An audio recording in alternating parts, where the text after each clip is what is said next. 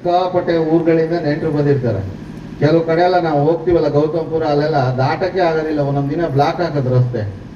ಇಲ್ಲಿ ಈ ಥರ ಅನ್ಯ ಆಹಾರ ಸೇವನೆ ಮಾಡ್ತಕ್ಕಂಥ ವ್ಯಕ್ತಿಗಳು, ಜೀವಿಗಳು ಬದುಕಿದ್ದು ಕೂಡ ಈ ಒಂದು ಜಾತ್ರೆಯ ಸಂದರ್ಭದಲ್ಲಿ ನಾವು ಅತ್ಯಂತ ಕಟ್ಟುನಿಟ್ಟಾದ ನಿಯಮವನ್ನು ಪಾಲಿಸಿ, ಈ ದೇವರ ಏನು ಜಾತ್ರೆ ಪ್ರಾರಂಭವಾಗ್ತಿಂದ ಪ್ರತಿಯೊಂದು ಮನೆಯಲ್ಲೂ ಕೂಡ ನಾನ್ ವೆಜ್ ಯಾರೂ ಮಾಡೋದೇ ಇಲ್ಲ ಅಂತೀವಿ. ಅನ್ಯ ಆಹಾರ ಸೇವಿದ್ದೇನೆ. ಈ ಕಾರ್ಯಕ್ರಮ ಆದ ನಂತರ 3 ದಿನದ ಮೇಲೆ ಆ ರೀತಿ ಆಹಾರವನ್ನು ಸೇವಿಸ್ತೀವಿ ಅಂತಕ್ಕಂಥದ್ದು ಇದೊಂದು ಭಕ್ತಿ ಮತ್ತು ಭಾವನೆಯ ಪ್ರತಿಷ್ಠೆಯ ಸಂಕೇತ ಆಗಿದೆ ಅಂತ ಹೇಳಿದ್ರೆ ಅದು ಕೆದಲಗುಡ್ಡೆಯಲ್ಲಿ ಅಂತಂದ್ರೆ ಅತ್ಯಂತ ಹೆಮ್ಮೆಯಿಂದ ಹೇಳಿಕ್ಕೆ ಇಷ್ಟಪಡ್ತೇನೆ. ಈ ರೀತಿಯ ಆಚರಣೆಗಳು ನಮ್ಮ ಭಾರತೀಯ ಸಂಸ್ಕೃತಿಯ ಪ್ರತೀಕ ಆಗಿದ್ದಾವೆ. ಅದೇ ರೀತಿಯಲ್ಲಿ ಈ ಊರಿನ ಅಭಿವೃದ್ಧಿಯ ಜೊತೆಗೆ ಬಹಳ ವರ್ಷಗಳ ಕನಸು ನಾಗರಾಜ್ ಮತ್ತೆ ಅವರೆಲ್ಲ ಸ್ನೇಹಿತರಿಂದ ಆ ಒಂದು ಕನಸು ಈಡೇರ್ತಕ್ಕಂಥ ಕಾಲ ಬಂದಿದೆ.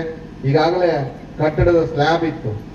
ಈ ಊರಿನಲ್ಲಿ ಬುದ್ಧಿ ದೇವಸ್ಥಾನದ ಕೆಲಸ ಅಂತ ಹೇಳಿದ್ರೆ ನಮ್ಮ ನಾಗರಾಜ ಎಲ್ಲೋ ಒಂದು ಕಡೆ ಕೆಲಸ ಮಾಡ್ತಾ ಇದ್ರು, ಪೈಪ್ ಲೈನ್ ಕಾಂಟ್ರಾಕ್ಟ್ ಮಾಡ್ತಾ ಇದ್ರು.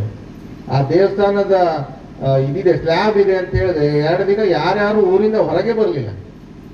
ಅಂದ್ರೆ ನಮ್ಮ ಮನೆ ಕೆಲಸ ಯಾವ ರೀತಿ ನಾವು ಮಾಡ್ತೀವೋ ಅದಕ್ಕಿಂತ 10 ಪಟ್ಟು ಆ ದೇವಸ್ಥಾನದ ಕೆಲಸವನ್ನ ಮಾಡ್ತಕ್ಕಂಥ ಆ ಒಂದು ಭಾವನೆ ಇದೆಯಲ್ಲ, ಅದು ಮುಂದಿನ ದಿನಗಳಲ್ಲಿ ಈ ಊರಿನ ಅಭಿವೃದ್ಧಿಗೆ ಆ ದೇವರು ಶಕ್ತಿಯನ್ನು ಕೊಡ್ತಾನೆ ಅಂತಕ್ಕಂಥದ್ದು ಕಾಣ್ತದೆ. ಆ ರೀತಿಯ ಶ್ರದ್ಧೆಯಿಂದ ಈ ಊರಿನ ದೇವಸ್ಥಾನದ ಕೆಲಸದ ಕಟ್ಟಡದ ಕೆಲಸವನ್ನ ತಾವೆಲ್ಲರೂ ಮಾಡ್ತಾ ಇದ್ದೀರಿ.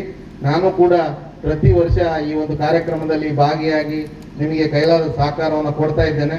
ಅದೇ ರೀತಿ ಮುಂದಿನ ದಿನಲ್ಲೂ ಕೂಡ ನೀವು ಏನು ಈ ಒಂದು ಕಾರ್ಯಕ್ರಮ ಮತ್ತೆ ನಿಮ್ಮೂರಿನ ಅಭಿವೃದ್ಧಿ ಕೆಲಸಗಳಿದೆ, ಆ ಒಂದು ಅಧಿಕಾರದಲ್ಲಿ ಇಲ್ಲ. ನಾವೀಗ ಕಳೆದ 10 ವರ್ಷ ಆಯಿತು, ಚುನಾವಣೆನೇ ಆಗಿಲ್ಲ, ನಾವು ಮಾಜಿಯಾಗಿ 5 ವರ್ಷ ಆಯಿತು. ಆದರೂ ಕೂಡ ನೀವೆಲ್ಲರೂ ಕೂಡ ನಮ್ಮೂರಿನ ಒಬ್ಬ ಯುವಕ ಅಂತ ಹೇಳಿ ಈ ಒಂದು ಕಾರ್ಯಕ್ರಮದಲ್ಲಿ ಕರೆದು ನನ್ನನ್ನು ಭಾಗವಹಿಸಲಿಕ್ಕೆ ಅವಕಾಶವನ್ನು ಮಾಡಿಕೊಡ್ತಾ ಇದ್ದೀರಿ. ಅದಕ್ಕೆ ನಾನು ಚಿರಋಣಿಯಾಗಿದ್ದೇನೆ. ಬಿ.ವೈ. ರಾಘವೇಂದ್ರ ಅವರು ಕೂಡ ಹೋದ್ಸಲ ನಮ್ಮ ದಾಸೋಹಕ್ಕೆ ಒಂದಿಷ್ಟು ಸಹಕಾರ ಕೊಟ್ಟಿದ್ರು.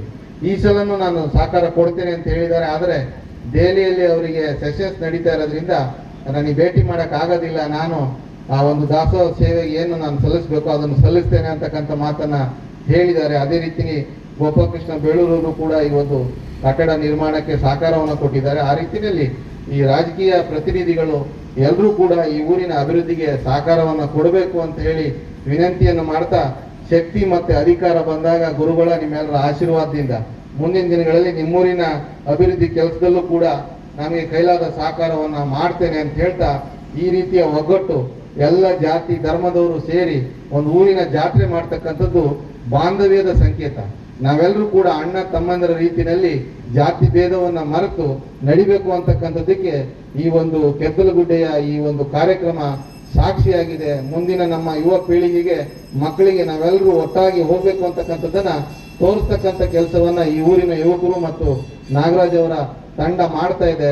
ತಮಗೆ ಯಶಸ್ಸು ಸಿಗಲಿ, ಒಳ್ಳೇದಾಗಲಿ. ಗುರುಗಳು ಯಾವಾಗಲೂ ಹೇಳ್ತಾ ಇರ್ತಾರೆ, ನಮ್ಮ ಗುರುಗಳು ಯಾವುದೇ ಊರಿಗೆ ಹೋದ್ರು ಕೂಡ ಯಾವುದೇ ಜಾತಿ ಮತ ಪಂಥ ಇಲ್ಲದೇನೆ ಧರ್ಮವನ್ನ ಪ್ರಚಾರ ಮಾಡ್ತಕ್ಕಂಥ ಕೆಲಸವನ್ನ ನಿರಂತರವಾಗಿ 25 ವರ್ಷಗಳಕ್ಕಿಂತ ಹೆಚ್ಚು ಕಾಲ ಮಾಡ್ಕೊಂಡು ಬಂದಿದ್ದಾರೆ. ಆದರೆ ನಮಗೇನಿಸ್ತದೆ ಅಂತ ಹೇಳಿದ್ರೆ, ಯಾವುದೇ ಗುರುಗಳ ಹತ್ರ ಹೋಗಿ ಮಾತಾಡೋದಕ್ಕೆ ನಮಗೆ ಯಾವುದು ಭಯ ಅನ್ಸೋದಿಲ್ಲ. ಆದರೆ ನಮ್ಮ ಮೊಳಲಿ ಮಠದ ಗುರುಗಳ ಜೊತೆಗೆ ನಮಗೆ ಸಂಪರ್ಕ ಮಾಡ್ತಕ್ಕಂಥದ್ದು, ಮಾತಾಡ್ತಕ್ಕಂಥದ್ದು, ನಾವೆಲ್ಲ ಫೋನೇ ಮಾಡೋದಿಲ್ಲ. ಮಾಡಿದ್ರೆ ಬರ್ತೀಯಾ ಅಂತ ಕೇಳ್ತಾರೆ ಅಷ್ಟೇ. ಬರ್ತೀವಿ ಬುದ್ಧಿ, ಎಂಥ ದಿನ ಅಂತ ಹೇಳ್ತೀವಿ, ಹೋಗ್ತೀವಿ.